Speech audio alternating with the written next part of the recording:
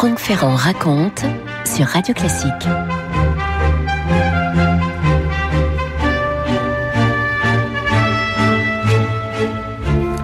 On en a fait des choses pendant tout le cours de l'histoire dans cette conciergerie qui se trouve en plein cœur de Paris sur l'île de la Cité, qui d'abord a été résidence royale, bien sûr, et parlement, palais de justice, chambre des comptes, prison à d'autres moments. Le nom de conciergerie vient du XIVe siècle, lorsque un concierge est nommé pour assurer la justice au palais. Concierge qui aurait été le premier à transformer une partie des lieux en prison, du reste. En geôle, comme on aurait dit à l'époque.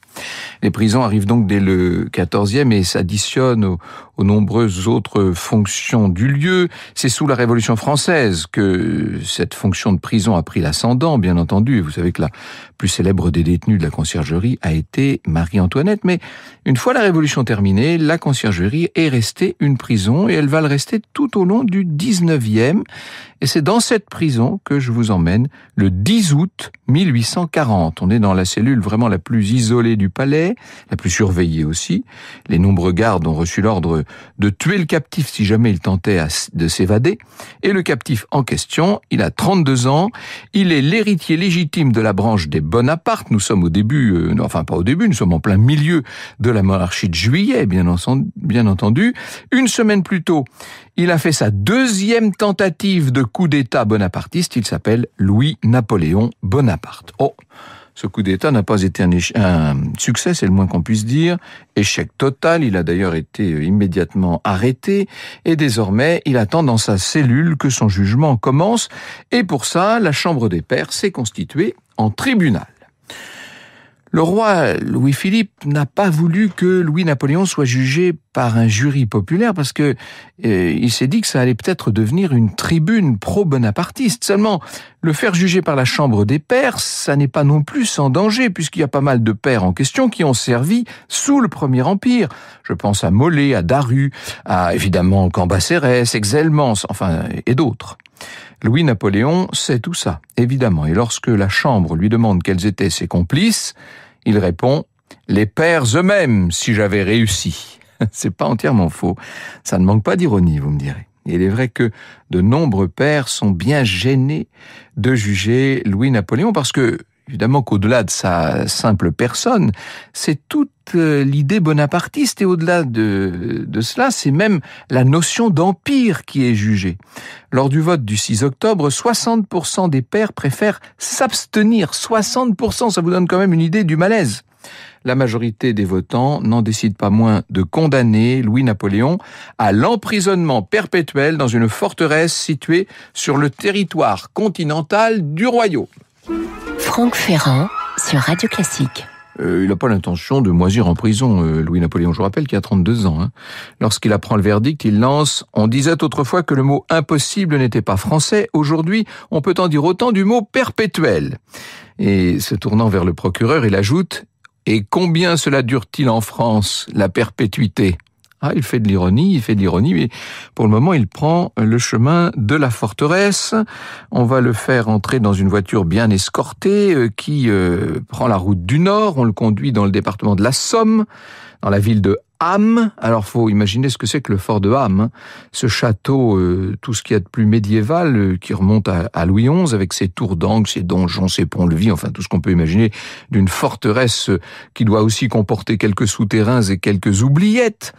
Arrivé en face de cette forteresse, on voit Louis-Napoléon sortir de la voiture entouré de 4 gendarmes. Il passe lentement la porte du fort, énorme porte, et le voilà maintenant dans le bâtiment. Voici le signalement qui est fait de lui dans les registres militaires. Âgé de 32 ans, taille 1,66 m, cheveux et sourcils châtains, yeux gris et petits, nez grand, bouche moyenne, barbe brune, moustache blonde, menton pointu, visage ovale, teint pâle, tête enfouie dans les épaules, épaules larges, dos voûté, lèvres épaisses. Pas mal vu tout ça, la description de l'identité militaire correspond assez au portrait qu'on peut avoir. Et comme le prisonnier n'est pas n'importe qui, on lui permet d'avoir en captivité quelques compagnons qui vont partager son quotidien un tout petit peu, si l'on peut, tout proportion gardée, un peu comme Napoléon à Sainte-Hélène, si vous voulez. Et parmi ces hommes, ça ne s'invente pas, il y a justement le général Montholon qui avait accompagné l'oncle de Louis-Napoléon à Sainte-Hélène de 1815 à 1821. Il profitera de son passage au fort de Ham, Louis-Napoléon, pour rédiger ses récits de la captivité de l'empereur Napoléon à Sainte-Hélène. Ça s'impose, vous me direz. Alors, il y a d'autres personnes que Montholon. D'abord, il y a le médecin de Louis-Napoléon, son fidèle compagnon Henri Conneau. Montholon bénéficie d'un appartement au rez-de-chaussée. Le docteur Conneau partage le même appartement que le condamné. Et à son arrivée, Louis-Napoléon est sidéré de la pauvreté du lieu. Dans sa biographie, voici biographie de Napoléon III, Éric Anceau écrit: le gouvernement s'était en effet contenté d'accorder 125 francs de crédit d'ameublement, et ce dernier était donc des plus sommaires. Un lit, des rideaux blancs, une fenêtre, une table ronde, une commode et des chaises. En protestant publiquement contre le régime carcéral qui lui était infligé, le prince glissa habilement quelques mots sur ses conditions de logement. Habitué dès mon enfance à une vie rude, je ne me plains nullement de l'inconvenante simplicité de ma demeure. Pour ne pas paraître mesquin, le gouvernement va quand même essayer d'améliorer son installation, nous dit Éric Anceau. Il ajouta une salle de bain en juin 1842 et transforma une pièce inoccupée en laboratoire pour qu'il puisse se livrer à des travaux de sculpture sur bois et à des expériences de physique et de chimie. Bref, on améliore un peu les conditions, mais il est évident que Louis-Napoléon Bonaparte n'a pas l'intention de finir ses jours ici. Il a 32 ans, il est condamné officiellement à perpétuité, mais il a bien l'intention, dès que possible, d'échapper à la surveillance de ses gardiens. Vous écoutez Radio Classique. En mars 1841, cela fait 6 mois que Louis-Napoléon est au fort de Ham, je cite de nouveau Éric Anceau. Malgré l'amélioration de ses conditions de détention, le prince se plaignait d'être l'objet de multiples petites tracasseries, de devoir rester au secret et de vivre sous une surveillance étroite et constante de 350 hommes avec lesquels aucun contact ne lui était permis. Le gouverneur Lardenois, homme rigide et rigoureux, lui interdisait de détenir le moindre couteau de peur qu'il ne se suicidât. Il ne pouvait lire que l'orléaniste journal des débats et n'avait droit à aucune visite. Sa correspondance avec l'extérieur était systématiquement lue et parfois censurée.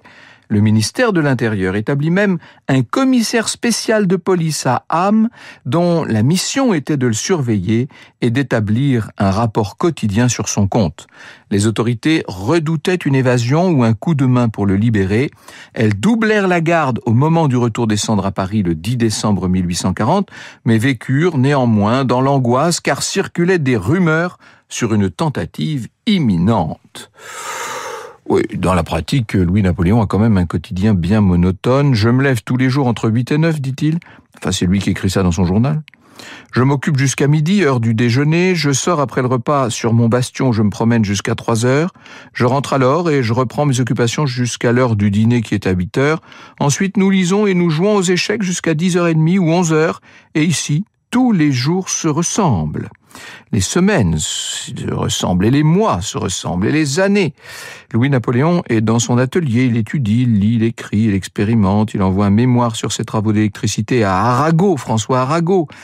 Mémoire qui est publié dans le compte rendu de l'Académie des sciences. Et on parlera de l'université de Ham, vous voyez où on en est arrivé. Le prisonnier réfléchit aussi, et c'est peut-être ce qui l'occupe le mieux, et ce qui aurait tendance à le mieux divertir. Il s'intéresse à la politique, à la doctrine politique. Il est proche du saint-simonisme, et c'est dans cet esprit du reste qu'il rédige De l'extinction du paupérisme. Son livre est publié car son valet a une autorisation de sortie, et c'est ainsi que les œuvres de Louis-Napoléon sortent du fort. Vous voyez que malgré la discipline qui règne au fort de Ham, il y a aussi, disons-le, une forme d'ouverture. Il fait donc beaucoup parler de lui, pas mal de personnalités reçoivent l'autorisation de venir le rencontrer, et il va recevoir Chateaubriand et Alexandre Dumas et Louis Blanc. Le gouvernement voit d'un mauvais œil, évidemment, tout ce qui se passe là. Au début de la captivité, c'était une forme de paranoïa qui régnait dans le fort, et c'est pour ça qu'on changeait souvent les gardes, les militaires, etc. On n'avait pas envie que ces gens-là sympathisent avec le neveu du grand empereur. Seulement les années passent, la surveillance baisse un peu, certaines imprudences n'échappent pas à la vigilance d'un prisonnier qui lui reste toujours aux aguets. Et, évidemment, Louis-Napoléon se dit qu'il pourrait peut-être s'échapper, mais il ne veut prendre aucun risque. Il estime qu'il ne peut pas se payer le luxe d'échouer. Après tout, il a déjà échoué à 2 tentatives de coup d'État. Si en plus il ratait son évasion, on finirait par le considérer dans l'opinion publique et peut-être même au sein des rangs bonapartistes comme une espèce de bon à rien. Et pourtant, il faut bien qu'il continue d'incarner cette cause impériale et pour ça, il faut qu'il sorte de prison. Voici ce qu'il écrit dans son récit de captivité. De tout cet empire immense qui embrassait le monde, il reste un tombeau et une prison, un tombeau pour prouver la mort du grand homme, une prison pour faire mourir sa cause. Autant dire que c'est lui sa cause, vous avez bien compris. En août 45, c'est pas compliqué à calculer puisqu'il est entré en 40, ça fait 5 ans qu'il est emprisonné. Le captif reçoit une lettre qui va le motiver à hâter sa sortie. Une lettre qui lui vient de son père, Louis Bonaparte, l'ancien roi de Hollande, qui lui écrit pour le prévenir que sa santé se dégrade et que probablement il vit ses derniers mois. Et là, le prisonnier est inquiet. Il a bien l'intention de voir son père une dernière fois. Et dès qu'il reçoit cette nouvelle, il demande une grâce. Il voudrait sortir, même une sortie temporaire pour aller dire adieu à son père. Son père réside à Livourne. Seulement, le ministre refuse. Alors Louis-Napoléon écrit au roi Louis-Philippe. On est là en janvier 46. Il le promet, une fois qu'il aura visité son père, il reviendra de lui-même au fort de Ham. Sauf que le roi ne veut rien entendre, il ne répond même pas. Louis-Napoléon est hors de lui. Je ne sortirai plus de Ham que pour aller aux Tuileries ou au cimetière, dit-il. Pas trop mal vu, au demeurant. Il n'a plus qu'une idée en tête, vous l'avez compris, c'est s'évader. Alors, il va écrire toutes les observations qu'il peut faire sur la sécurité du fort. Tous les jours, le commandant du fort vient inspecter 4 fois le prisonnier qui se trouve dans sa cellule et la sortie ne peut s'opérer que par la porte principale du château qui est extrêmement bien surveillée. Sauf que il y a une chose qui est importante. Les seuls qui sont peu contrôlés et qui peuvent faire pas mal d'allers-retours entre l'intérieur et l'extérieur, ce sont les ouvriers qui travaillent à diverses restaurations sur le fort. Louis-Napoléon établit son plan. On est là maintenant au début du mois de mai 46. Il se prépare à réaliser ce que lui-même décrira comme, je cite, « l'entreprise la plus audacieuse qu'il ait jamais tentée ». Franck Ferrand sur Radio Classique. 25 mai 1846, un lundi, au petit matin, des ouvriers entrent dans la cellule de Louis-Napoléon. Et oui, il y a une partie du plancher qui s'est affaissée et il faut réparer le plancher en question. Inutile de vous dire que les travaux en question ont été demandés par le captif lui-même. Et les ouvriers viennent depuis une semaine. Et ce qui ajoute encore à la facilité des choses, c'est que le commandant du fort à l'époque est souffrant. Ce qui fait qu'il vient plus vérifier plusieurs fois par jour la cellule. Et la porte principale vient de recevoir une couche de peinture bien fraîche, ce qui fait qu'on l'a laissée ouverte. Les ouvriers sont là dans la cellule, le prisonnier devant eux se coupe les moustaches, rase sa barbe, se grime le visage, il va noircir ses sourcils et mettre une perruque noire, puis enfiler une casquette, un pantalon d'ouvrier, une blouse de toile, des sabots. La légende dit, enfin la tradition veut que ce soit un ouvrier du nom de Badinguet qui lui ait fourni tout ça. En tout cas, le voilà maintenant méconnaissable. Il prend une planche de sa bibliothèque, il la pose sur son épaule, il met sa pipe dans la bouche. Et dès 10h, le voilà qui sort de la cellule, qui descend les escaliers, arrive dans la cour, celle qui donne sur la porte du fort, et alors qu'il marche en direction de la porte, il fait tomber sa pipe, et la pipe se brise. Il s'arrête, il jure en patois local. Bon, ça c'est pour calmer évidemment la méfiance des gardiens. Et puis, il ramasse les morceaux de la pipe, il colle ça dans sa poche et il continue, il avance, il traverse, il passe par la porte. Tandis que l'officier de garde est en train de lire une lettre. Et voilà, il est maintenant dehors, il est sorti du fort. Quelques minutes après, son valet, qui s'appelle Télin, sort en cachant sous sa veste le petit chien de Louis-Napoléon, parce qu'il n'était pas question de partir sans le chien. Il prend le cabriolet qu'il possède au fort et tout en empruntant la route, il récupère l'ouvrier fugitif. Il récupère aussi son chien et d'autres vêtements et on voit les fugitifs attraper à Saint-Quentin une voiture de poste pour Valenciennes. Et pendant tout ce temps, dans l'ancienne cellule, c'est un mannequin de paille coiffé d'un bonnet qui est resté sous les draps du lit. On a vraiment l'impression, enfin tout ça paraît cousu de fil blanc. Et oui, mais en attendant, l'évasion ne sera découverte que le lendemain. Franck Ferrand sur Radio Classique. Ça faisait quand même 5 ans et 7 mois que Louis-Napoléon était au fort de Ham. Pour le moment, il n'a pas encore quitté le territoire national. Juliette Glickman écrit dans Louis-Napoléon prisonnier: « Le 25 mai toujours, peu avant 3 heures, la voiture entre à Valenciennes, à temps pour attraper le train pour Bruxelles prévu à 4 heures. Sur le quai, pour tromper leur impatience, les 2 hommes font les 100 pas. Brusquement, Télin, le valet, est interpellé par une voix connue. C'est un ancien gendarme de Ham, devenu employé des chemins de fer, qui s'informe benoîtement de la santé du prince. » Enfin, le départ sonne, l'évasion est réussie, le passeport est en règle, la frontière passée sans encombre. De Bruxelles, Louis-Napoléon se rend à Ostende pour s'embarquer vers l'Angleterre. Il arrive à Londres le 27 mai, 2 jours seulement après son évasion. Le soir même, en dînant chez Lady Blessington, il narre aux convives son évasion comme la chose la plus naturelle du monde. Et il va raconter ça à toute la presse britannique, qui en fait un long article, notamment dans le Times. Évidemment, tout ça va être repris par une partie de la presse française. La presse orléaniste est très dure, est-ce que j'ai besoin de vous le dire?